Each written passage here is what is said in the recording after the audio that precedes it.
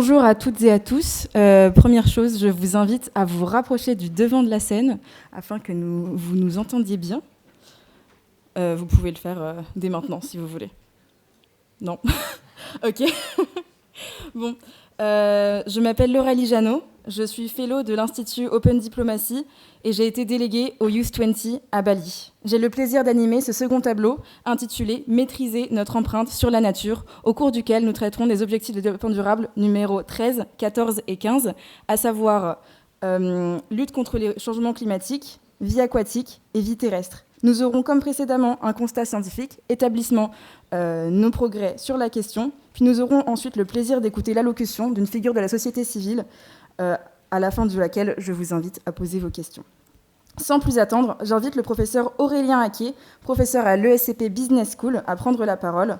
L'ESCP Business School recevra également la dernière étape de clôture des rencontres du développement durable le 9 décembre à Berlin.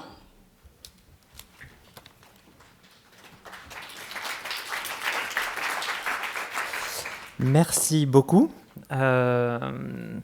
Donc je suis vraiment ravi d'être ici et j'ai 3 minutes en fait pour introduire une thématique qui est quand même qui nécessiterait beaucoup plus de temps a priori, qui concerne l'ODD 13, la lutte contre les changements climatiques. Alors je vais utiliser le temps imparti pour partager quelques idées qui me semblent fondamentales, essentielles sur la problématique de la lutte contre les changements climatiques. Alors d'abord, on l'a dit, c'est l'ODD 13. Je pense qu'il y aurait une erreur majeure à considérer que c'est un ODD parmi d'autres. C'est pour moi un ODD clé de voûte parce qu'en fait il pose une question radicale, simple et essentielle qui est l'habitabilité de la planète. Et donc à partir du moment où on discute changement climatique, en fait on discute de tous les autres ODD. On discute évidemment de l'accès à l'eau, on discute de la résilience des systèmes alimentaires, de l'accès à l'alimentation saine, de la problématique du travail décent, de la problématique des inégalités sociales. Donc tous ces éléments-là sont impactés et du coup pour moi c'est très très important de bien situer le fait que là on est dans un ODD qui n'est pas de la même nature que les autres. Quelques éléments très rapides sur ce que l'on sait, et là je ne vais pas rentrer dans une litanie de chiffres. Je pense que c'est très important que chacun d'entre nous aille directement à la source et consulte les rapports du GIEC, mais de manière générale on sait aujourd'hui que le changement climatique c'est un voyage sans retour. C'est-à-dire qu'il serait erroné de penser qu'on est dans une crise ponctuelle autour des enjeux de climat. On est plutôt rentré dans une nouvelle ère climatique. Et ça, je pense que c'est très très important de le poser. On ne reviendra pas au climat pré-industriel, quelle que soit l'ampleur des efforts que nous allons mener. Tout ce que l'on négocie aujourd'hui, c'est en fait l'ampleur du changement, du réchauffement à venir. Et donc, aujourd'hui, on est devant le défi suivant, qui est agir de manière radicale pour contenir le réchauffement climatique dans des proportions qui vont rester gérables. Mais en fait, ce serait trop simple s'il n'y avait que cet enjeu de réduction.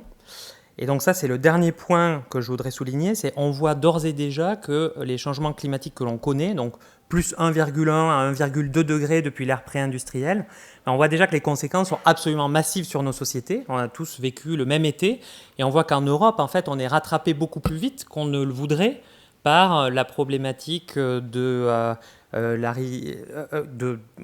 problématiques d'accès à l'eau, les problématiques aussi de résilience des systèmes agricoles, etc.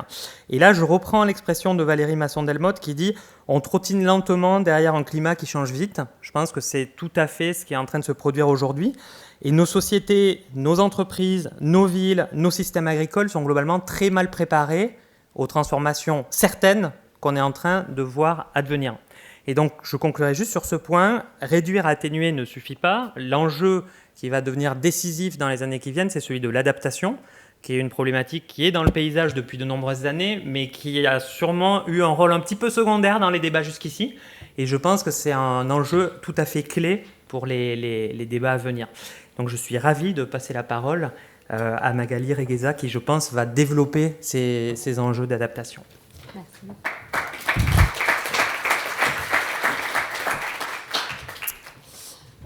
Merci pour cette... Pardon, merci, je vous introduis quand même un peu. Merci pour cet état des lieux, Monsieur Aquet. Du coup, j'ai introduit le docteur Magali Reguezazit, qui est codirectrice du CERES à l'ENS d'Ulm et également membre du Haut Conseil pour le climat. Merci beaucoup. Bonjour à tous. Alors, comme vous le savez, en début de semaine, le secrétaire général des Nations Unies, Antonio Gutiérrez, déclarait que le changement climatique était en train d'atteindre une portée destructrice inouïe. La maison brûle au sens propre et figuré du terme. Plus possible de nier l'existence d'un réchauffement climatique inédit depuis 2000 ans. La température à la surface de la Terre, comme cela a été dit, s'est élevée de 1,1 degré depuis 1900 et en France, cette élévation atteint déjà 1,7 degré. Ce sont des faits scientifiquement démontrés, pas des croyances, pas des opinions. Arrêtons-nous un instant sur la France. 2022 a été marqué par des records de précocité, de durée et d'intensité des événements hydroclimatiques. Plus de 40 degrés à Brest, en Bretagne, alors que cette barre des 40 degrés n'a été dépassée en France métropolitaine qu'une fois dans les années 60, une fois dans les années 70. Les extrêmes chauds, secs et humides que nous venons de connaître avaient une probabilité quasiment nulle de se produire au début du XXe siècle, c'est-à-dire dans un climat non réchauffé par l'homme.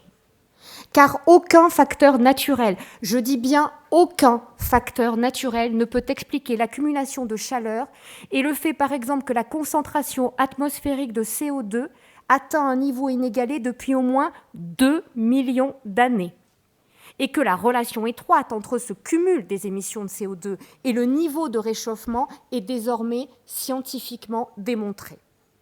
On ne peut plus nier que le réchauffement climatique actuel est d'origine 100% humaine. J'ai bien dit 100%, pas 90, pas 95, 100%. Ce n'est pas une opinion, c'est un fait scientifiquement démontré. Ces événements que nous avons vécus depuis janvier, que nos concitoyens et nos concitoyennes ont subis, que certains ont payé en France, pas simplement au Pakistan ou dans le reste du monde, en France de leur vie, nous rappellent que le climat qui change met en péril notre sécurité, nos entreprises, nos exploitations agricoles, nos activités touristiques, nos systèmes de solidarité et de protection, notre cohésion sociale et territoriale, notre compétitivité, notre souveraineté. On ne peut plus nier que le changement climatique est un problème grave. Et impossible de nier qu'il est encore possible d'agir. Certes, le climat, pour les 20 prochaines années, est quasiment écrit. Nous devrions atteindre ces 1,5 degrés de réchauffement additionnel d'ici 2040. Et plus inquiétant, la poursuite des trajections actuelles d'émissions nous conduit à dépasser les 2 degrés d'ici 2050. Or, vous le savez, plus on s'éloigne de ce 2 degrés, plus on entre dans l'incertitude. Le rythme actuel de nos émissions nous mène la planète vers un réchauffement qui atteindra au moins les 2,8 degrés à la fin de ce XXIe siècle. Alors bien sûr, le réchauffement pourrait être rabaissé à 2 degrés si toutes les promesses de neutralité carbone étaient appliquées. Une action immédiate pour diminuer fortement, voire très fortement, nos émissions pourrait même stabiliser ce réchauffement sous les 2 degrés, voire proche des 1,5 degrés dans la seconde moitié du XXIe siècle. C'est, je vous l'accorde, très improbable à ce stade. Je vous accorde aussi que la France, c'est 1% des émissions mondiales des gaz à effet de serre, 2% si on tient compte de nos émissions dites importées, c'est-à-dire de nos émissions fabriquées ailleurs, ou pour le dire encore autrement, délocalisées. Juste un petit détail qui a son importance, c'est environ 200 États souverains qui sont dans le même cas que nous, avec des émissions inférieures à 2% du total. Ensemble, nous émettons avec ces 200 pays 37% du total. Autrement dit, sans l'action de ces 200 pays, l'atteinte de la neutralité carbone en 2050 est impossible.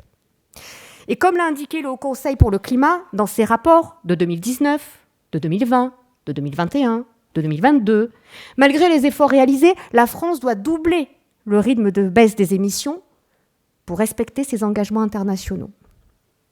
Ce que l'humanité a fait, elle peut le défaire. Les solutions existent. Elles ne sauraient uniquement être fondées sur le progrès technologique, l'innovation de rupture ou les petits gestes individuels, avec l'idée, comme il vous l'a été dit, qu'il est possible de continuer à faire exactement comme avant. Il est aussi démontré scientifiquement que l'inaction coûte plus cher que l'action. Il est prouvé qu'il existe suffisamment de capitaux au niveau mondial pour financer la transition. Il est scientifiquement établi que les solutions peuvent être mises rapidement en œuvre pour aboutir aux transformations structurelles indispensables pour nous éviter de courir encore et toujours après les crises. Certes, le changement climatique est déjà là et son atténuation ne suffit plus. Il faut aussi, comme encore cela vous a été dit, s'adapter, c'est-à-dire réduire notre exposition et notre vulnérabilité. Mais attention, cette adaptation ne peut être en aucun cas un prétexte pour s'exonérer de la réduction des émissions. Là encore, comme le souligne le Haut Conseil pour le climat dans son dernier rapport, la France n'est pas prête à faire face aux impacts d'un climat qui change. L'adaptation reste le parent pauvre des politiques climatiques, publiques, nationales et internationales, sauf évidemment quand il s'agit de justifier le fait qu'on n'engage pas les efforts d'émission nécessaires. Pire, les écarts se creusent entre ce qui est réellement mis en place et les transformations nécessaires. L'adaptation se cantonne encore trop souvent à des réponses curatives et réactives, loin des changements systémiques et structurels indispensables. Certaines maladaptations sont dès à présent en train d'exacerber les risques liés au climat, en verrouillant nos émissions, en augmentant notre vulnérabilité. Vous l'aurez compris, nous ne suivons pas la bonne trajectoire.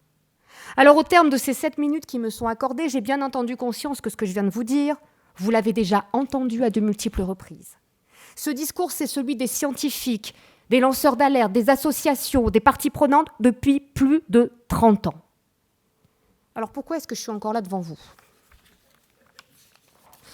Parce que je ne vous ai pas parlé d'action climatique. Je viens de défaire un par un les discours qui ont nourri des décennies d'inaction. Nier l'existence du problème, étape 1.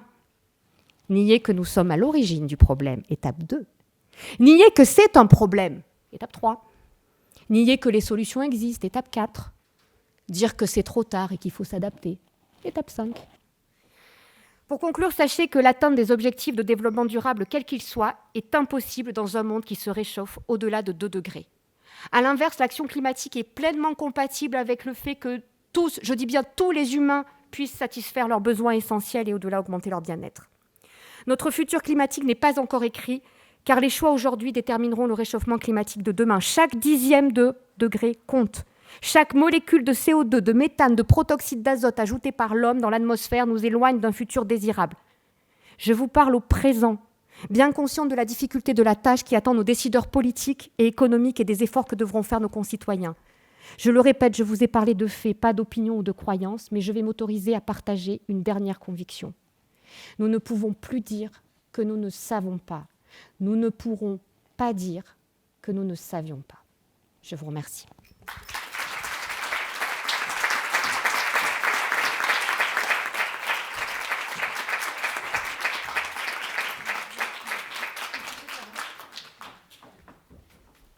Merci beaucoup, Madame Regueza, pour cette intervention et ces rappels encore et plus que jamais essentiels. Je vais prendre maintenant 2 questions dans le public, s'il y en a. Oui. Merci beaucoup, Andrea Burgeot, plaidoyer fiscal Shift Project. Ça a un rapport aussi avec ce qu'on a vu dans le panel précédent. On parle de justice sociale, on parle même de justice fiscale, puisque vous l'avez dit, les moyens existent. Il y a énormément d'argent qui circule, énormément d'argent qui va financer des très jolis projets de licorne intéressantes, mais bon, voilà, ou le métaverse. Voilà. Qu'est-ce qu'on peut faire pour, en se reliant aussi à la question de l'éducation, pour augmenter cette conscience que nous pouvons, si nous voulons, changer le logiciel des sociétés humaines. L'éducation fiscale, c'est-à-dire aujourd'hui, comprendre que qui peut participer le fasse, ça devrait être la base de toute cohérence d'une société, plutôt que dire que les meilleures solutions sont celles qui réduisent l'impôt, par exemple, pour faire une petite transition loi de finances qui arrive dans quelques jours à l'Assemblée. Voilà, qu'est-ce que vous pensez sur la notion justement d'éducation à la participation individuelle et collective à cet effort mondial? Merci beaucoup. Je vais prendre une 2e question s'il y en a une dans la foulée. Merci. Alors, d'abord, vous l'avez dit, tout le monde doit faire des efforts. Il est évident que tout le monde n'a pas les mêmes moyens et n'a pas les mêmes efforts à faire. Les inégalités sont aujourd'hui un facteur important puisque moins vous êtes haut dans le niveau de développement, plus vous êtes victime non seulement des impacts du changement climatique, parce que souvent votre vulnérabilité est étroitement corrélée, mais plus vous êtes aussi victime des coûts de transition, parce qu'évidemment vous n'avez pas les mêmes efforts à faire, même si vous avez moins d'efforts à faire. La question de l'équité, elle est centrale. dans la capacité à mobiliser les énergies et dans la capacité à faire accepter cette action climatique. Avec un point très important que j'espère vous avoir fait passer, il y a effectivement un discours négatif, un discours fataliste, un discours du « il faut vivre avec ». Il faut vivre avec n'a jamais voulu dire se résigner. Il faut vivre avec, c'est de montrer qu'un monde bas carbone, un monde dans un climat qui a changé mais qui est contenu, est un monde désirable dans lequel les co-bénéfices de l'action climatique sont là. Le GIEC a analysé, évalué l'ensemble des solutions disponibles et il démontre scientifiquement que ces solutions apportent des co-bénéfices en termes de santé, en termes d'égalité homme-femme, en termes d'alimentation. Tous les ODD sont calés dans cette dimension-là de ce qu'on appelle aujourd'hui les co-bénéfices. Alors oui, l'éducation, elle est importante. Et là, j'aimerais passer un message qui est celui du Haut Conseil pour le climat que nous répétons là aussi tout au long de nos rapports. Il est absolument nécessaire qu'il y ait de la transparence et de la cohérence dans les messages. On ne peut pas demander et répéter sur tous les tons qu'il faut sortir des énergies fossiles quand les subventions aux énergies fossiles ne cessent d'augmenter. Ça veut dire quoi ? Ça veut dire qu'aujourd'hui, nous avons à investir dans un projet de société et que la question n'est pas tant des sommes que nous avons. Bien sûr, c'est un problème, mais ces sommes sont là, vous l'avez dit. C'est la question de savoir comment collectivement nous décidons d'orienter ces investissements. J'ai un autre message à vous passer. L'inaction peut être un choix. Je suis désolée de le dire, mais l'inaction est aussi un choix qui s'offre à nous. Nous devons simplement être conscients des conséquences dramatiques pour nous, nos enfants, nos petits-enfants. Je suis déjà, moi, une génération future. 92, je faisais partie de ces enfants qui étaient la génération future. Donc je pense qu'il faut qu'on prenne conscience de ça. Le risque aujourd'hui, c'est une fracture démocratique immense parce que ces discours de l'inaction laissent à penser que nous n'avons pas le choix. Le problème, c'est que nous avons le choix. Et donc, quand vous parlez d'éducation, oui, l'éducation, ça doit être plus exactement la transmission aux citoyens des éléments du débat qui ne relèvent pas de l'opinion, pas de la croyance. La vie de Magali Regueza, tout le monde s'en fiche. Je suis désolée de le dire. Par contre, Magali Regueza peut apporter, peut transmettre ce que ses collègues dans leur laboratoire prouvent. Et à partir de là, c'est à la société de décider. Pour le dire autrement, au-delà de l'éducation, c'est une question de démocratie. C'est une question de restaurer les mécanismes du choix. Un choix politique. Depuis 7 minutes, je vous parle de politique.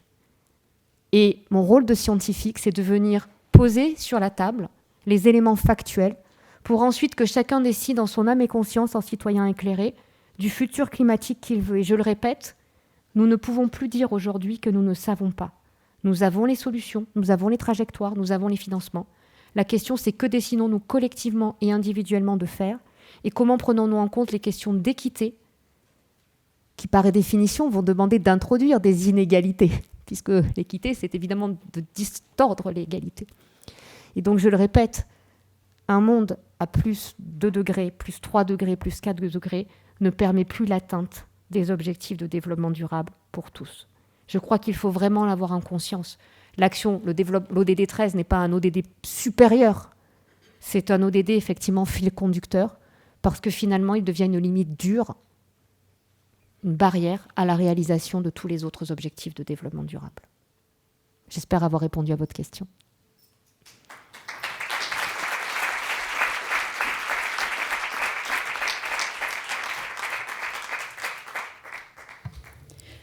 Nous allons maintenant passer à l'ODD 14, Vie aquatique. Et pour l'introduire, j'invite Madame Clara Azarian, fellow de l'Institut Open Diplomacy et doctorante en océanographie au l'Océan IPSL, à prendre la parole. Merci. Donc, mesdames, messieurs, effectivement, en tant qu'institut fellow de l'Institut Open Diplomacy, je vais à présent introduire les enjeux de l'objectif de développement durable 14, conserver et exploiter de manière durable les océans, les mers et les ressources marines aux fins du développement durable. L'océan peut sembler un espace lointain et loin des préoccupations du quotidien, et pourtant l'océan nous nourrit. Plus de 3 milliards de personnes dans le monde dépendent des ressources de la mer. L'océan nous connecte au reste du monde et génère des emplois. L'océan contribue également à la régulation du climat. Il absorbe environ 30% du CO2 émis par les activités humaines. Mais l'océan est directement impacté par le développement des activités humaines. Surpêche, pollution et changement climatique sont des menaces qui mettent en péril la santé des océans et les services qu'ils nous fournissent. Adresser ces menaces dans une perspective de développement durable est au cœur de l'ODD 14. Malheureusement, le bilan général concernant cette ODD est négatif.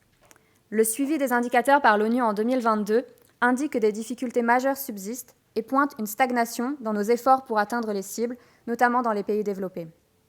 Les océans continuent à s'acidifier. Le volume de plastique entrant dans l'océan chaque année devrait doubler, voire tripler d'ici 2040. Et en 2020, plus de 30% des stocks de poissons sont surexploités. Une des cibles de l'ODD 14 était d'atteindre une protection d'au moins 10% des zones marines et côtières d'ici 2020. Cet objectif a été partiellement atteint, mais qu'en est-il de l'efficacité des mesures de conservation lorsqu'on observe encore aujourd'hui le déclin de la biodiversité marine ? Les aires marines protégées peuvent être des outils efficaces, mais à condition qu'on y mette les moyens humains et financiers nécessaires. Ces aires marines protégées doivent aussi être établies et gérées en se fondant sur la science et en partenariat avec les populations locales. Et pour cela, il est essentiel de continuer à investir dans la recherche scientifique, mais aussi de développer le transfert de technologies marines, qui est aussi une des cibles de l'ODD, mais qui est quelque chose sur lequel on a encore beaucoup de progrès à faire. Et le lancement de la décennie des sciences océaniques par les Nations Unies pourrait permettre d'aller dans ce sens. Des progrès sont à noter dans ce qui concerne le soutien à la pêche artisanale ou la lutte contre la pêche illégale, non déclarée et non réglementée, dite aussi de pêche INN. On peut noter qu'en juin 2022 a été établi un accord par l'Organisation mondiale du commerce pour interdire les aides publiques aux pêches dites INN et les subventions aux stocks de poissons surexploités. Et certes, cet accord est une première étape, mais les discussions doivent se poursuivre et sont nécessaires pour véritablement mettre en œuvre des actions et des mesures qui soient véritablement contraignantes. Et aussi veiller à ne pas renforcer des inégalités dans l'accès à la ressource, notamment selon les capacités et le niveau de développement des États. Donc, de manière générale, par rapport à cette ODD 14, il manque encore beaucoup une mise en œuvre concrète à la hauteur des ambitions qui sont affichées dans cette ODD, et il est urgent de trouver et de développer des solutions qui existent, mais ce qui est urgent, en fait, c'est de les mettre en œuvre. Et donc, j'aimerais conclure ici en rappelant que la France, en tant que deuxième zone économique exclusive mondiale, a véritablement un devoir d'exemplarité et l'opportunité d'être un leader sur la scène de la diplomatie environnementale sur ces sujets-là.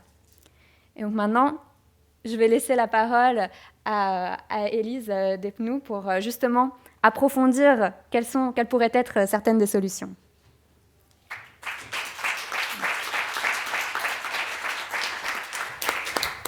Merci beaucoup, Madame Azarian, pour ce constat. Madame Élise Despnous, porte-parole de The Sea Cleaners, je vous laisse la parole. Bonjour à tous. Alors, comme c'est un petit peu plombant tout ça et qu'il ne fait pas très beau aujourd'hui, j'ai décidé pendant quelques secondes de vous emmener au Brésil. Donc, on part pour Rio, si vous êtes d'accord. Alors, je vous mets dans l'ambiance. Le surfeur brésilien Marcus Schaeffer prend des vagues. C'est au large de la plage de Leblon. Et puis, il croise des dauphins, des tortues. C'est un décor paradisiaque. Et il évite de justesse d'entrer en collision avec un réfrigérateur. C'est une histoire vraie, ça s'est passé en 2017. Qu'est-ce que cette rencontre inattendue signifie ? Que le philosophe Michel Serres avait raison quand il disait qu'être humain signifie laisser des traces. Ces traces, notre monde en est aujourd'hui saturé, envahi par des pollutions en tout genre, et notamment une pollution cataclysmique de la vie aquatique, l'ODD numéro 14. Alors, moi, je travaille donc chez The Sea Cleaners, et comme son nom l'indique, nous nettoyons la mer. L'association, fondée par le navigateur Yvan Bourgnon, remplit 4 missions: collecter les déchets plastiques à terre et en mer, à la source, le long des zones côtières, dans les rivières, les estuaires, les mangroves.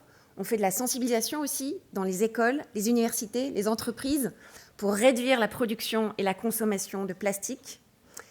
On participe aussi à la recherche scientifique et à l'économie circulaire. Alors, avec quels outils on collecte les déchets en mer ? Avec des bateaux. Notre projet phare s'appelle le Manta. C'est un catamaran géant qui sera mis à l'eau en 2025, qui fonctionnera aux énergies renouvelables et qui sera capable aussi de transformer du plastique à son bord qui servira d'énergie au bateau. Et puis en attendant, on travaille avec des plus petits bateaux de dépollution, dont le premier, le Mobula 8, qui fait 9 mètres, est en route vers Bali. Le constat est extrêmement alarmant. 14 millions de tonnes de déchets plastiques sont déversés dans les océans chaque année. C'est à peu près une vingtaine de tonnes par minute, l'équivalent d'un bon gros camion poubelle. Alors, je ne vous cache pas que chez The Sea Cleaners, on a parfois l'impression de vider l'océan avec une petite cuillère et d'être face à une montagne qui ne fait que grandir. Mais on le sait, le plastique hérité du passé, celui en haute mer, dans les grandes profondeurs, on n'arrivera jamais à le résorber. Le combat est à terre et en mer. Il faut collecter et ramasser le plastique à la source pour nettoyer et réparer ce qui peut l'être.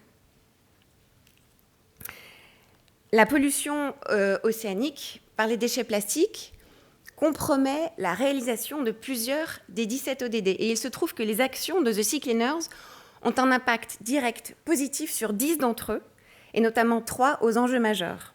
L'ODD 2, fin zéro, parce que chaque déchet ramassé est un déchet qui ne finira pas autour du cou d'un oiseau, dans l'estomac d'un mammifère marin ou d'un poisson, et accessoirement dans notre assiette. L'ODD 13, la lutte contre les changements climatiques.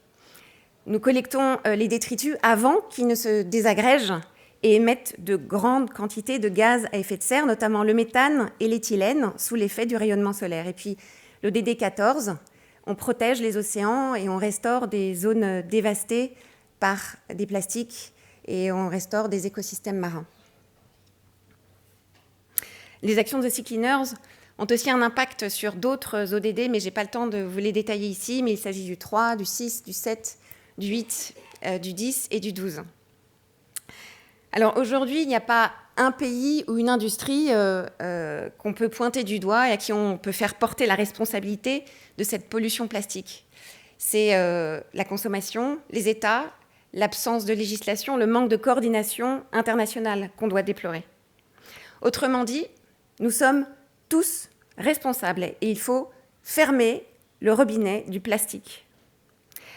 Est-ce que vous savez que nous ingérons l'équivalent d'une carte bancaire par semaine entre ce que nous buvons, nous mangeons et nous respirons? Et est-ce que vous savez que l'homme fait désormais partie des espèces menacées par la pollution plastique parce qu'on ne connaît pas les effets de la pollution plastique sur notre corps à long terme?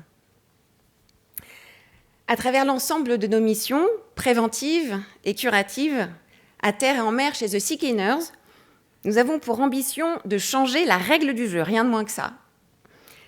La dynamique de collecte que nous portons crée des victoires intermédiaires, indispensables pour mobiliser toujours plus largement les opinions publiques et les décideurs que vous êtes autour de la protection des océans. Cette bataille de longue haleine est d'une ampleur inédite. Et à nos yeux, la bonne santé de la faune et de la flore marine n'a pas de prix. Nous sommes pragmatiques et en tant qu'association agissante, conformément à la célèbre parabole du colibri, nous accomplissons notre part du travail pour préserver les océans, les mers et les ressources marines aux fins du développement durable. Alors, pour terminer ce keynote, j'aurais ce petit rappel. Quand on respire 3 fois, sur 3 inspirations, 1 vient des forêts et 2 des océans. C'est là que l'oxygène est généré, que le carbone est capturé, que les températures sont stabilisées. En d'autres mots, c'est l'océan qui nous permet de vivre. Merci de votre attention.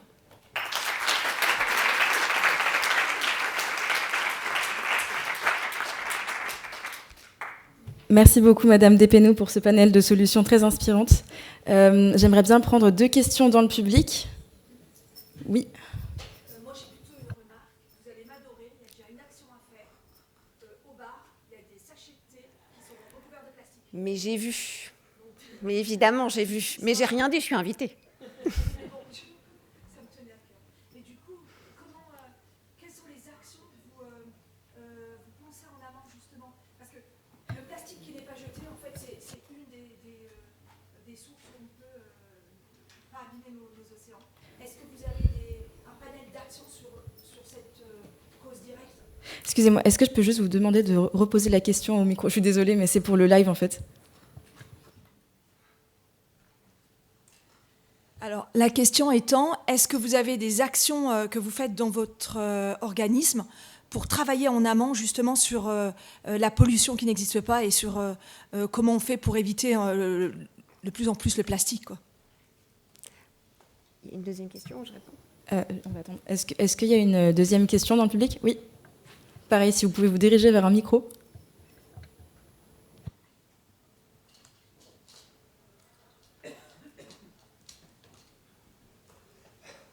Bonjour, merci pour votre intervention. Je voulais vous demander pour The Sea Cleaners, quel est le niveau le plus impactant au niveau législatif pour avoir des législations contraignantes? Est-ce que pour vous c'est plutôt le niveau national? Est-ce que ce serait plutôt le niveau Union européenne ou le niveau international avec l'OMI notamment? Merci. Alors, l'éducation fait partie de notre ADN.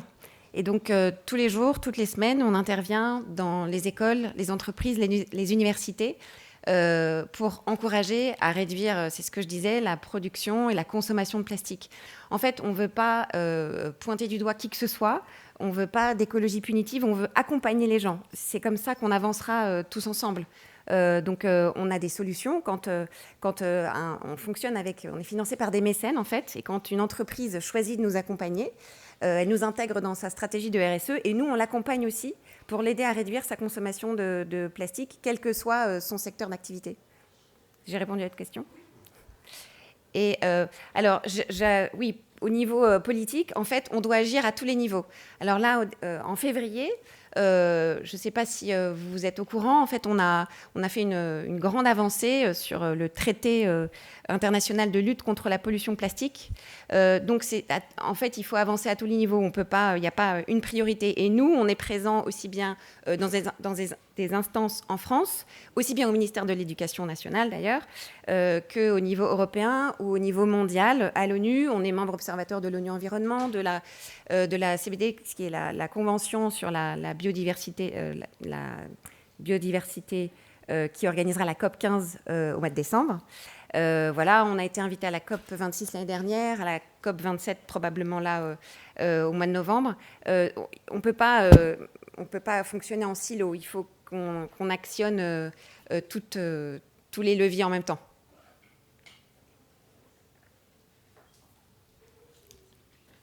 Merci.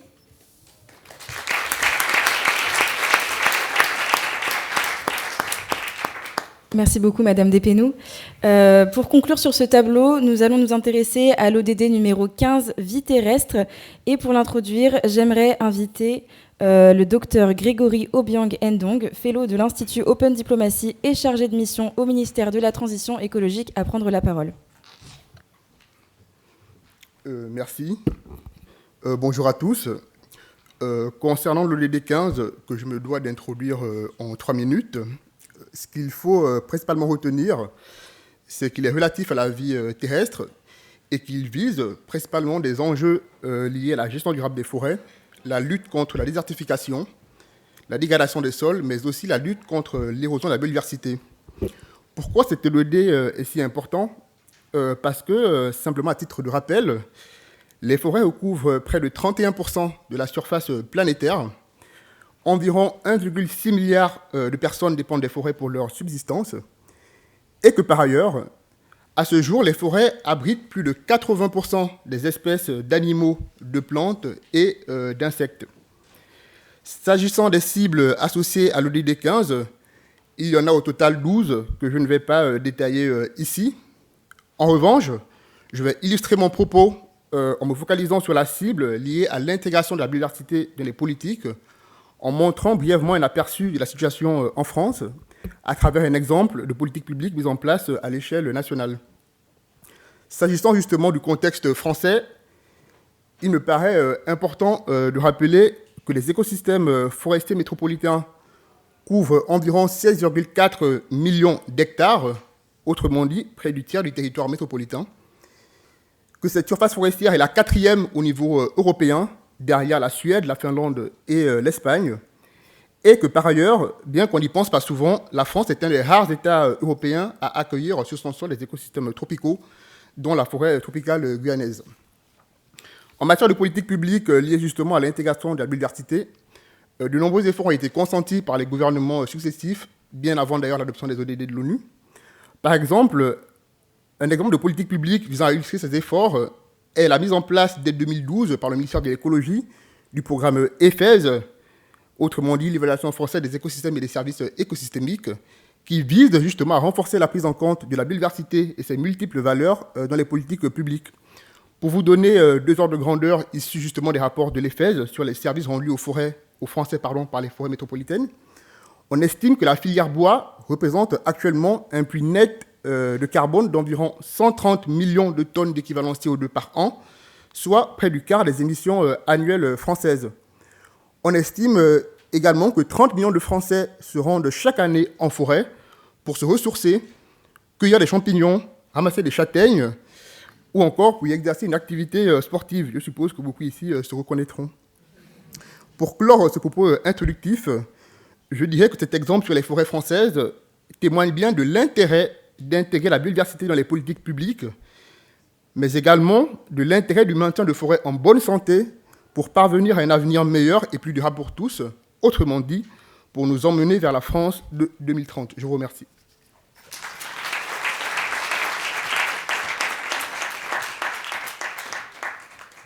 Merci beaucoup pour cette introduction, Monsieur Obiang Ndong. J'invite maintenant Céline Soubrane, directrice du développement durable chez AXA, à prendre la parole pour nous expliquer comment cette ODD peut être mise en œuvre. Bonjour à toutes et à tous. On est très heureux chez AXA d'être associés pour la 2e année consécutive aux rencontres du développement durable. Effectivement, sous le signe de cette ODD numéro 15, l'an dernier, notre PDG Thomas Boberl était venu lui-même vous parler de nos engagements pour la forêt et j'y reviendrai un peu plus tard. Alors, vous pouvez vous demander en quoi un assureur et qui est aussi un investisseur institutionnel est concerné par les enjeux de la forêt. Nous, on estime chez AXA que notre engagement pour la forêt fait partie surtout de notre engagement pour la biodiversité, qui est en fait l'extension de notre action climatique. On s'est engagé dès le G7 environnement, qui était cette année-là organisé par le gouvernement français, autour d'un rapport que nous avons publié avec le WWF, intitulé Into the Wild, qui visait justement à recenser toutes les pratiques et à faire des recommandations pour une intégration des enjeux de biodiversité dans le secteur financier et dans les décisions d'investissement et d'assurance. Parmi les pratiques et les recommandations aussi qu'on a fait dans ce rapport, il y avait l'appel à la création de la TNFD. Alors, on va faire un peu commencer les acronymes. La TNFD, c'est la Task Force for Nature-Related Financial Disclosure. C'est l'équivalent pour la biodiversité de ce qu'est la TCFD au climat. Ça veut dire quoi ? Ça veut dire qu'on vise collectivement dans le secteur financier et avec aussi l'ensemble des secteurs industriels à créer un cadre de transparence qui permet de rendre compte des efforts du secteur privé sur leur impact, leurs risques et leurs interdépendances avec la nature. Donc on y travaille. Cette NFD aujourd'hui, depuis 2019, est devenue une réalité. On a déjà publié 2 pilotes qui sont accessibles en ligne et qui sont soumis à consultation. L'objectif, c'est d'aboutir en 2023 à ce cadre de reporting qui, on l'espère, aura la même vocation et le même destin qu'a eu la TCFD, qui aujourd'hui s'est imposée au niveau mondial et inspire même les législateurs dans différentes zones géographiques. Donc ça, c'est pour notre contribution collective. Je vais revenir maintenant à nos engagements, sans attendre l'aboutissement de ce cadre collectif. Nous, on a commencé à s'engager au niveau d'AXA sur un plan d'action qui concerne nos activités d'assurance et d'investissement, notamment pour les forêts. Alors nous, c'est vrai que sur la biodiversité, je ne parlerai pas des océans aujourd'hui, j'aurais pu aussi parler des océans, on fait aussi des choses aussi sur les océans, puisque ce sont nos 2 priorités avec les forêts. Aujourd'hui, je vais parler des forêts. Donc l'an dernier, pour mémoire, on était venu annoncer un engagement supplémentaire d'1,5 milliard d'investissement dans la forêt, avec une grande part qui est consacré notamment à la gestion durable des forêts dans les pays émergents. Le deuxième engagement qu'on a pris, c'est d'exclure des projets ou des entreprises de nos investissements et de nos couvertures d'assurance, des entreprises dont les activités contribuent très activement et directement à la déforestation. Et donc c'est quoi? C'est le secteur du soja, c'est le secteur de l'huile de palme, c'est le secteur de la production du bois ou aussi de l'élevage, et dans les zones bien sûr sensibles. Donc là aujourd'hui, nous n'investissons plus ou nous excluons de nos couvertures d'assurance cette typologie de projet. La troisième annonce que nous avions fait l'an dernier, c'était également notre adhésion au World Heritage Pledge des Nations Unies. Donc ça, c'est quoi? Ce sont des sites de biodiversité classifiés, des aires sensibles classifiées par l'UNESCO. Et là encore, sur ces aires classifiées qui couvrent 140 pays, qui sont, pour vous donner des exemples, les Everglades aux États-Unis ou la Grande Barrière de Corail en Australie. Là encore, si on nous soumet des projets pour couverture d'assurance sur ces zones, bien sûr, nous n'en serons pas l'assureur. Voilà, donc ça c'est pour les 3 annonces qui avaient été faites l'an dernier. Cette année, pour vous montrer notre action dans la durée, on a annoncé cette semaine, et c'est l'occasion pour nous, lors de ces rencontres, d'expliquer cette nouvelle action. Le 4e volet, c'est le programme Forest for Good. Donc AXA, comme je vous l'expliquais, est propriétaire de 80 000 hectares de forêt dans le monde, propriétaire et gestionnaire, 15 000 en France. Et parmi, vous le savez, on l'observe, ce patrimoine forestier, il est aujourd'hui soumis à de grandes souffrances, il est sous tension. On a 600 hectares dans la Nièvre, la Meuse et le Jura sur lesquels nous avons dû faire des coupes à blanc dues au scolyte. Le scolyte, c'est un parasite qui envahit les épicéas notamment, et donc on a dû faire les coupes rases, qui sont une obligation réglementaire, parce que sinon le parasite s'étend à d'autres parcelles. Beaucoup d'investisseurs ou de propriétaires abandonnent ces parcelles. Nous ne les abandonnerons pas. Nous allons les restaurer, les planter. Et on travaille avec un consortium d'associations et de scientifiques mené par Reforest Action pour en faire un champ d'expérimentation justement sur les pratiques qui vont, pour des propriétaires et des gestionnaires de forêt, rendre nos pratiques de façon à ce que la forêt soit plus résiliente au changement climatique et qu'on régénère de la biodiversité. Voilà, donc c'est ce 4e volet dont je voulais vous parler aujourd'hui. Moi, je voudrais juste peut-être, avant de conclure, rappeler, alors on l'a beaucoup dit, en quoi la forêt est aussi importante pour nous et pour un assureur. Alors bien sûr, il y a cette fonction de puits carbone pour éviter ce grand dérèglement climatique, en tout cas le réduire autant que possible. Il y a aussi toute cette fonction en tant qu'assureur où les arbres aujourd'hui et les racines des arbres nous permettent de réduire les phénomènes d'avalanche, de glissement de terrain, d'érosion des sols ou les problématiques d'écoulement de pluies torrentielles. Bien sûr, on a besoin du matériel renouvelable que nous procure la forêt pour nos habitations, la construction, nos meubles. Les forêts, c'est aussi l'habitation pour de nombreuses espèces. Et moi, je suis sensible aussi à ce que vous avez dit sur ces activités en tant qu'assureur santé récréative, de bien-être mental, sportif, auxquels nous sommes sensibles en tant qu'assureur santé. Donc voilà, la forêt, c'est notre bien à tous, c'est notre devoir de la protéger. Et vraiment, nous, on est très heureux de pouvoir unir nos efforts avec des acteurs publics, des acteurs associatifs et la société civile pour continuer effectivement à préserver cette forêt qui travaille gratuitement pour nous.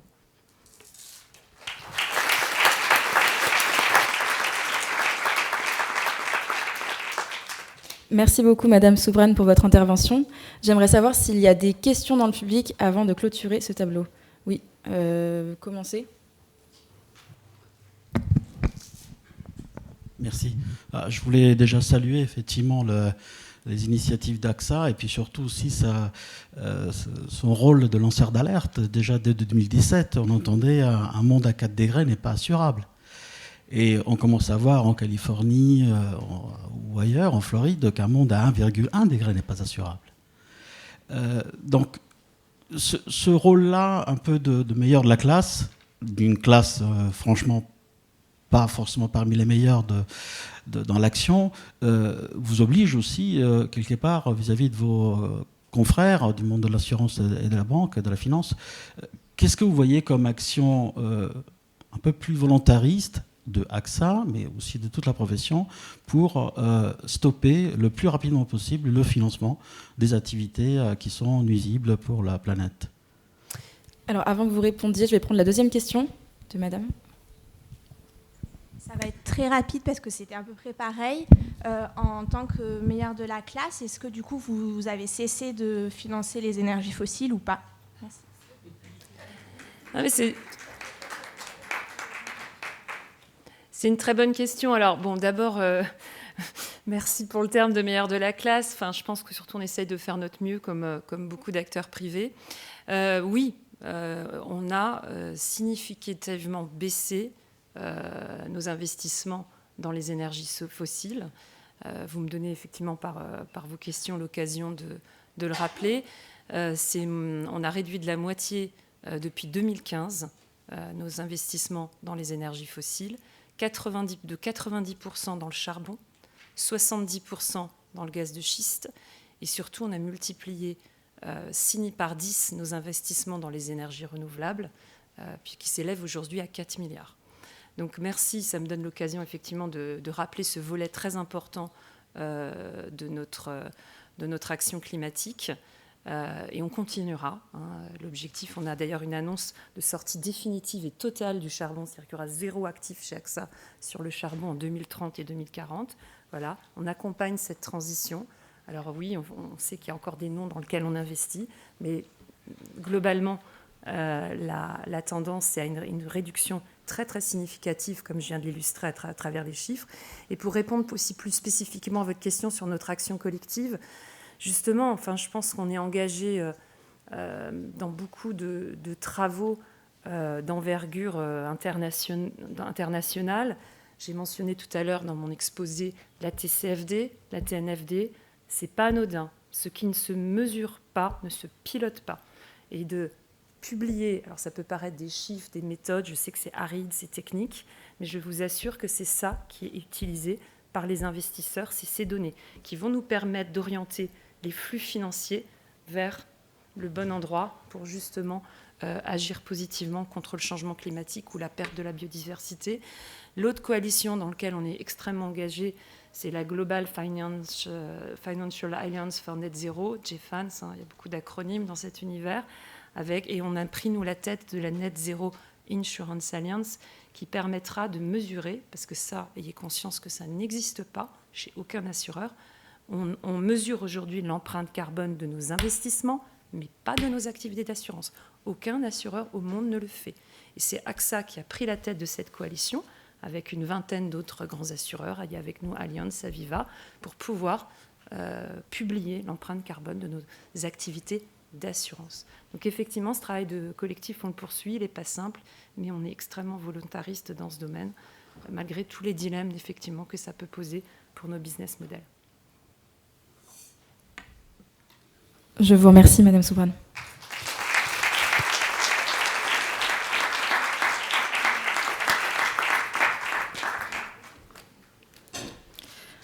En clôture de ce deuxième tableau, je souhaiterais présenter 2 propositions que nous avons portées au Youth 20, aux leaders des pays du G20, où nous avons insisté sur l'importance et l'urgence de la protection de nos communs et de la transformation de nos systèmes industriels, dont agroalimentaires.